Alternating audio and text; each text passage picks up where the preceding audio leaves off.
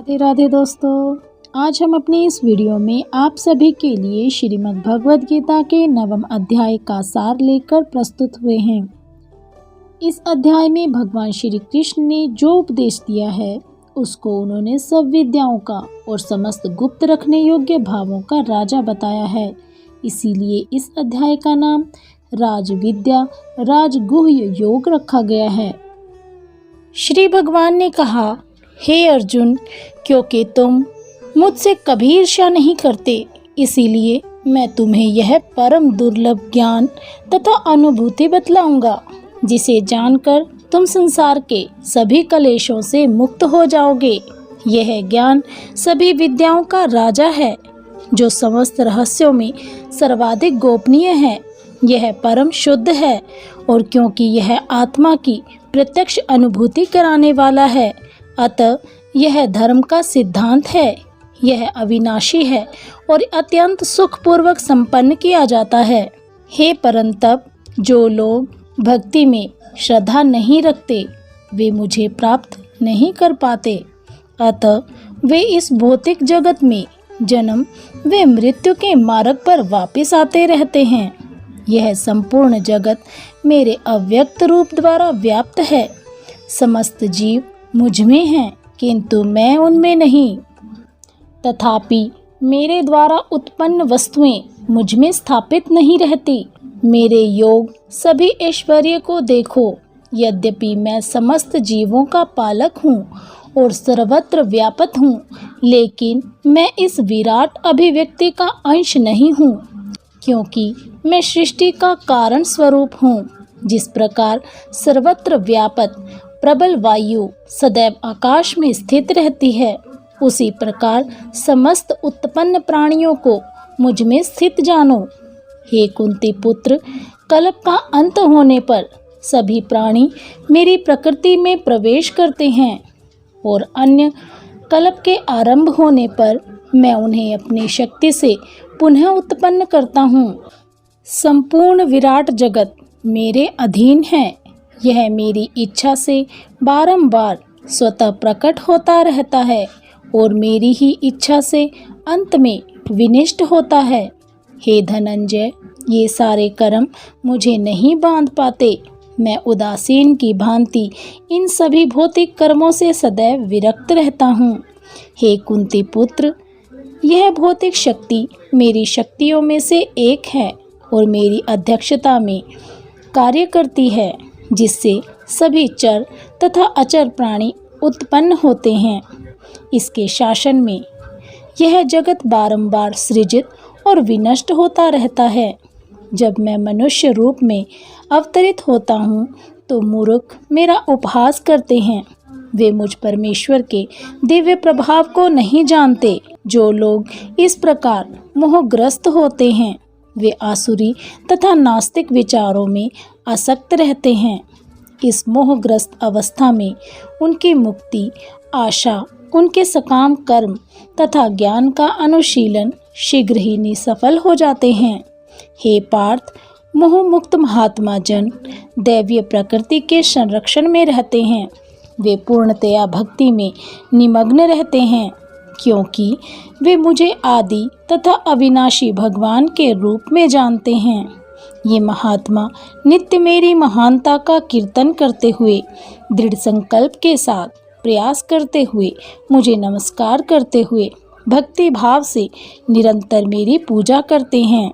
अन्य लोग जो ज्ञान के अनुशीलन द्वारा यज्ञ में लगे रहते हैं, वे भगवान की पूजा उनके अद्वय रूप में, विविध रूपों में तथा विश्व रूप में करते हैं, किंतु मैं ही कर्म कांड, मैं ही यज्ञ, पितरों को दिया जाने वाला तर्पण, औषधि, दिव्य ध्वनि, घी, अग्नि तथा आहुति हूँ। मैं इस ब्रह्मांड का पिता, माता, आश्रय तथा पितामह हूँ। मैं गेय शुद्धि करता तथा ओंकार हूँ। मैं ऋग्वेद, सामवेद तथा यजुर्वेद हूँ। मैं ही लक्ष्य पालन करता, स्वामी, साक्षी, धाम, चरणस्थली तथा अत्यंत प्रिय मित्र हूँ। मैं सृष्टि तथा प्रलय का आधार, आश्रय तथा अविनाशी बीज हूँ। हे अर्जुन, मैं ही ताप प्रदान करता हूँ और वर्षा को रोकने तथा लाने वाला हूँ।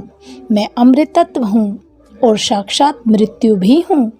आत्मा तथा पदार्थ दोनों मुझी में हैं। जो वेदों का अध्ययन करते तथा सोमरस का पान करते हैं, वे स्वर्ग प्राप्ति की गवेषणा करते हुए अप्रत्यक्ष रूप से मेरी पूजा करते हैं। वे पाप कर्मों से शुद्ध होकर इंद्र के पवित्र स्वर्गिक धाम में जन्म लेते हैं, जहाँ वे देवताओं सा आनंद भोगते हैं। इस प्रकार वे नित्य स्वर्गीय सुख को भोग लेते हैं और उनके पुण्य फल जब क्षीण हो जाते हैं तो वे मृत्युलोक में पुनः लौट आते हैं। इस प्रकार जो तीनों वेदों के सिद्धांतों में रहकर इंद्रिय सुख की गवेषणा करते हैं, उन्हें जन्म व मृत्यु का चक्र ही मिल पाता है। किंतु जो लोग अनन्य भाव से मेरे दिव्य स्वरूप का ध्यान करते हुए निरंतर मेरी पूजा करते हैं, उनकी जो आवश्यकताएं होती हैं उन्हें मैं पूरा करता हूँ और जो कुछ उनके पास है उसकी रक्षा करता हूँ। हे कुंती पुत्र, जो लोग अन्य देवताओं के भक्त हैं और उनकी श्रद्धापूर्वक पूजा करते हैं, वास्तव में वे मेरी ही पूजा करते हैं, किंतु ये वे त्रुटिपूर्वक करते हैं। मैं ही समस्त यज्ञों का एकमात्र भोक्ता तथा स्वामी हूँ। अतः जो लोग मेरे वास्तविक दिव्य स्वभाव को नहीं पहचान पाते, वे नीचे गिर जाते हैं। जो देवताओं की पूजा करते हैं, वे देवताओं के बीच जन्म लेते हैं। जो पितरों को पूजते हैं, वे पितरों के पास जाते हैं। जो भूत प्रेतों की उपासना करते हैं, वे उन्हीं के बीच जन्म लेते हैं। और जो मेरी पूजा करते हैं, वो मेरे साथ निवास करते हैं। यदि कोई प्रेम तथा भक्ति के साथ पत्र, पुष्प व जल अर्पित करते हैं, मैं उन्हें सहर्ष स्वीकार करता हूँ। हे कुंती पुत्र, तुम जो कुछ करते हो, जो कुछ खाते हो, जो कुछ अर्पित करते हो तथा दान करते हो और जो भी तपस्या करते हो, उसे मुझे अर्पित करते हुए करो। इस तरह तुम कर्म बंधन तथा उस कर्म के शुभ अशुभ फलों से मुक्त हो सकोगे। इस संन्यास योग में अपने चित्त को स्थिर कर तुम मेरे पास आ सकोगे। मैं ना तो किसी से द्वेष करता हूँ, ना किसी से पक्षपात करता हूँ।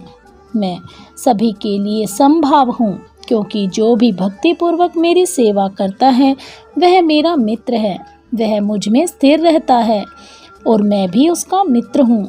यदि कोई जघन्य से जघन्य कर्म करता है किंतु वह भक्ति में रत रहता है, तो उसे साधु मानना चाहिए, क्योंकि वह अपने कर्म में दृढ़ रहता है।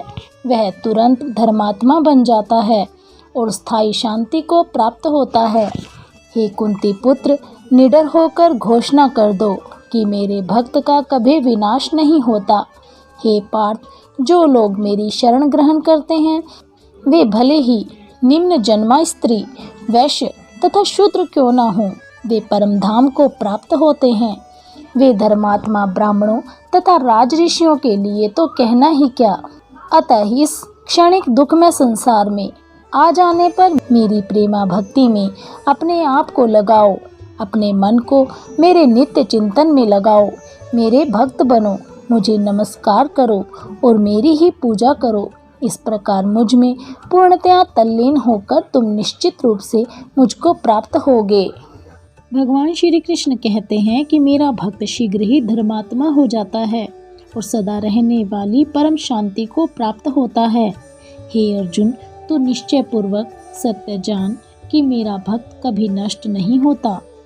भगवान श्री कृष्ण के कहने का अभिप्राय है कि मेरे भक्त का उत्थान ही होता रहता है, पतन कभी नहीं होता।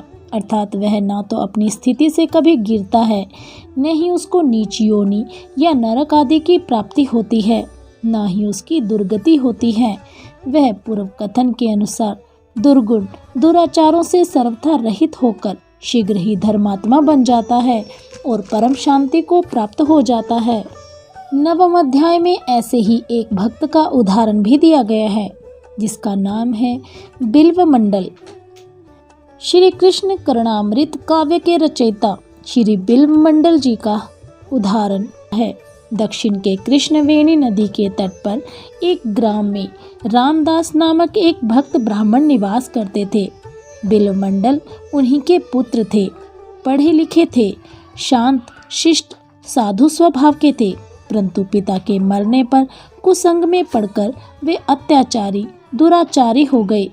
वेश्या के यहाँ पड़े रहना और दिन रात पाप कर्म में रत रहना इनका काम हो गया। चिंतामणि नामक एक वेश्या पर ये अनुरक्त थे।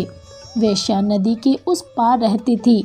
पिता का श्राद्ध था, इसीलिए ये दिन में उसके घर नहीं जा सके।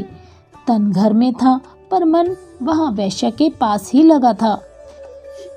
श्राद्ध का काम समाप्त होते होते शाम हो गई। ये जाने को तैयार हुए। लोगों ने कहा, आज पिता का श्राद्ध है, मत जाओ, परंतु उनकी कौन सुनता। दौड़े दौड़े नदी के तट पर पहुँचे। तूफान आ गया, मूसलाधार पानी बरसने लगा। केवटों ने डरकर नावों को किनारे बांधकर पेड़ों का आश्रय लिया। बड़ी भयानक रात हो गई। इन्होंने केवटों को समझाया, लालच दिया, परंतु जान देने को कौन तैयार होता। इनकी तो लगन ही दूसरी थी। कुछ भी आगे पीछे न सोचकर ये नदी में कूद पड़े। किसी स्त्री की सड़ी लाश बही जा रही थी। अंधेरे में कुछ सूझता तो था ही नहीं। फिर ये तो उस समय काम आंध थे। इन्होंने समझा लकड़ी है और उसे पकड़ लिया। न मुर्दे का ख्याल न दुर्गंध का। दैव योग से पार पहुंच गए और दौड़कर चिंतामणि के घर पहुंचे। घर का दरवाजा बंद था, पर इनकी छटपटाहट तो अजीब थी। इन्होंने दीवार फांदकर अंदर जाना चाहा। हाथ बढ़ाया, एक रेशम का सा कोमल रस्सा हाथ लग गया। वह था काला नाग सर्प। फन दीवार पर था, नीचे की ओर लटक रहा था। ये इनकी पूंछ पकड़कर ऊपर चढ़ गए। भगवान की लीला थी, सांप ने इन्हें काटा नहीं। इन्होंने जाकर चिंतामणि को जगाया। वह इन्हें देखते ही सहम सी रह गई। उसने कहा, तुम इस भयानक रात में नदी पार होकर बंद घर में कैसे आए? बिल्वमंडल ने काठ पर चढ़कर नदी पार होने और रस्से की सहायता से दीवार पर चढ़ने की कथा सुनाई। बारिश थम चुकी थी। चिंतामणि दीपक हाथ में लेकर बाहर आई। देखती है तो दीवार पर भयानक काला नाग लटक रहा था और नदी के तीर पर सड़ा मुर्दा पड़ा था। बिल्वमंडल ने देखा और देखते ही वे कांप उठे। चिंतामणि ने उनकी आलोचना करके कहा, तू ब्राह्मण है। अरे, आज तेरे पिता का श्राद्ध था, परंतु एक हाड़ मांस की पुतली पर तू इतना आसक्त हो गया कि अपने सारे धर्म कर्म को तिलांजलि देकर इस डरावनी रात में मुर्दे और सांप की सहायता से यहाँ दौड़ा आया। तो आज जिसे परम सुंदर समझकर इस तरह पागल हो रहा है, उसकी भी एक दिन वही दशा होने वाली है जो तेरी आंखों के सामने इस सड़े मुर्दे की है। धिक्कार है तेरी इस नीच वृत्ति को। अरे, यदि तू इसी प्रकार उस मनमोहक श्याम सुंदर पर आसक्त होता, यदि उससे मिलने के लिए यूं छटपटाता दौड़ता, तो अब तक उसको पाकर अवश्य ही कृतार्थ हो चुका होता। वेश्या के उपदेश ने जादू का काम किया। बिल्वमंडल की हृदय तंत्री नवीन सुरों से बज उठी। विवेक की आग धड़कने लगी। उसने उसके कल्मश को जला दिया। अंतःकरण की शुद्धि होते ही भगवत प्रेम का समुद्र उमड़ा और उनकी आंखों से अश्रुओं की धारा बहने लगी। बिल्वमंडल ने चिंतामणि के चरण पकड़ लिए और कहा, माता, तूने आज मुझको विवेक दृष्टि देकर कृतार्थ कर दिया। मन ही मन चिंतामणि को गुरु मानकर प्रणाम किया। इसके बाद रात भर चिंतामणि उसको भगवान श्री कृष्ण की लीला गा गा कर सुनाती रही। बिल्वमंडल पर उसका बड़ा ही प्रभाव पड़ा। वे प्रातःकाल होते ही जग चिंतामणि श्री कृष्ण के पवित्र चिंतन में निमग्न होकर उन्मत्त की भांति चिंतामणि के घर से निकल पड़े। बिल्वमंडल के जीवन नाटक का पर्दा बदल गया। बिल्वमंडल कृष्णवेणी नदी के तट पर रहने वाले महात्मा सोमगिरी के पास गए और उनसे गोपाल मंत्र राज की दीक्षा पाकर भजन में लग गए। वे भगवान का नाम कीर्तन करते हुए विचरण करने लगे। मन में भगवान के दर्शन की लालसा जाग उठी, परंतु अभी दुराचारी स्वभाव का सर्वथा नाश नहीं हुआ था। बुरे अभ्यास से विवश होकर उसका मन फिर एक युवती की ओर लगा। बिल्वमंडल उसके घर के दरवाजे पर जा बैठे। घर की मालकिन ने बाहर आकर देखा कि एक मलिन मुख ब्राह्मण बाहर बैठा है। एक कारण पूछा। बिल्वमंडल ने कपट छोड़कर सारी घटना सुना दी और कहा कि मैं एक बार इस युवती को प्राण भर कर देख लेना चाहता हूँ, तुम उसे यहाँ बुला दो। युवती उसी सेठ की धर्मपत्नी थी। सेठ ने सोचा कि इसमें हानि ही क्या है, यदि उसके देखने से ही इसकी तृप्ति होती हो तो अच्छी बात है। साधु स्वभाव सेठ अपनी पत्नी को बुलाने के लिए अंदर गया। इधर बिल्वमंडल के मन समुद्र में तरह तरह की तरंगे तूफान उठने लगे।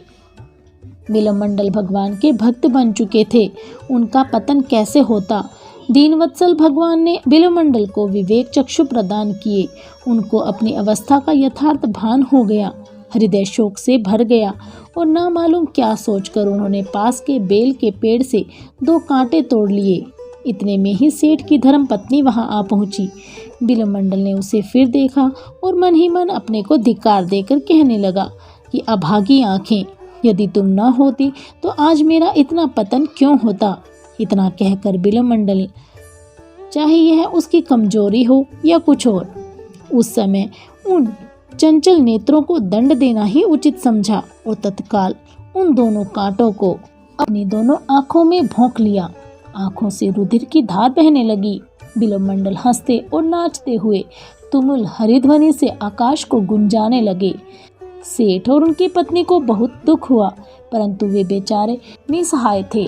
बिल्वमंडल का बचा कुचा चित मल भी आज सारा नष्ट हो गया। अब तो वे उस अनाथ के नाथ को अति शीघ्र पाने के लिए अत्यंत ही व्याकुल हो उठे।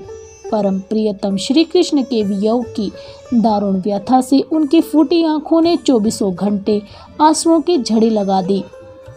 न भूख का पता है, न प्यास का, न सोने का ज्ञान है, न जागने का।